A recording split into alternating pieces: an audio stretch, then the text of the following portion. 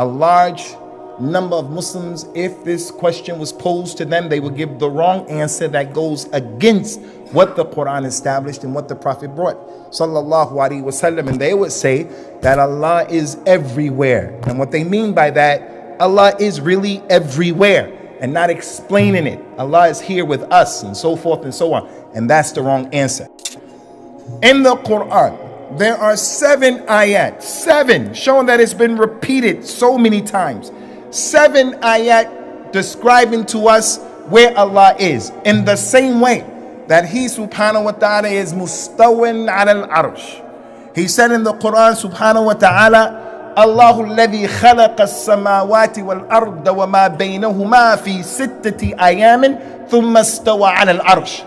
It is Allah, your Lord, Allah is the one who created the heavens, and He created the earth, and then He went above His throne. Another way, another tariqah that we know that Allah Azza wa Jal is above His throne is the word in Arabic, which is al-fawqiyah. That ayat of the Quran and ahadith, many, they describe that that Allah Azza wa Jal is above.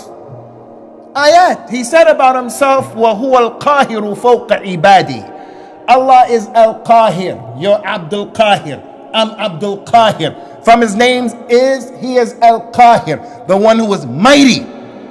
He is dominant. He said that He is Al-Qahir and He is above His creation. He's above His servants. In addition to that, there are many ayat and ahadith, Quranic ayat, that describe the su'ud, that the things go up to Allah.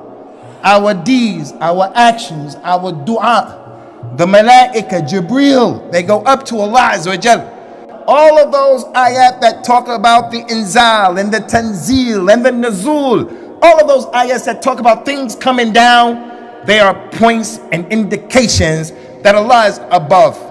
Isa is going to come down.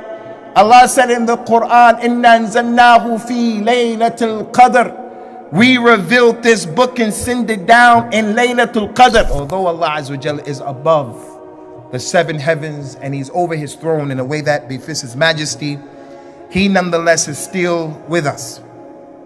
He established that in the Quran. وَهُوَ مَعَكُمْ أَيْنَمَا كُنْتُمْ. He is with you wherever you go. You fly a plane, He's with you. Go in a submarine, He's with you. You're awake, He's with you. If you're asleep, He's with you. If you go into the cave, He's with you. وَاللَّهُ مَعَ الصَّابِرِينَ إِنَّ اللَّهَ مَعَ الْمُتَّقِينَ إِنَّ اللَّهَ مَعَ الَّذِينَ اتَّقَوْا. Allah is with those who have sabr. He's with those who have a taqwa. Allah is with everyone, but He's with the people how?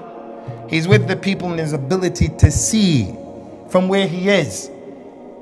He's with the people in His ability to hear. He's with the people in His ability of the knowledge, the powerful knowledge that He has. As for me, I want to be on the way.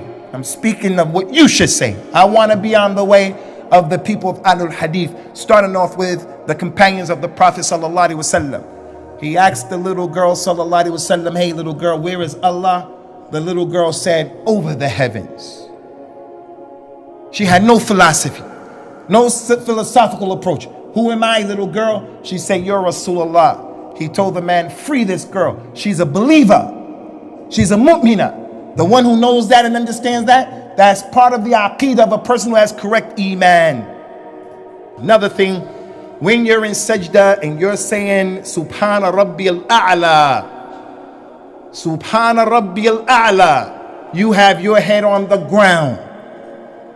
And you're saying, glory to Allah, the Most High, Al-A'la. That's from the proofs and the dalil that Bani Adam is going to be humble and put his head on the ground to establish the abudiyah of Allah, the servitude. We are slaves to Allah, who is above the 7 heavens, over His throne.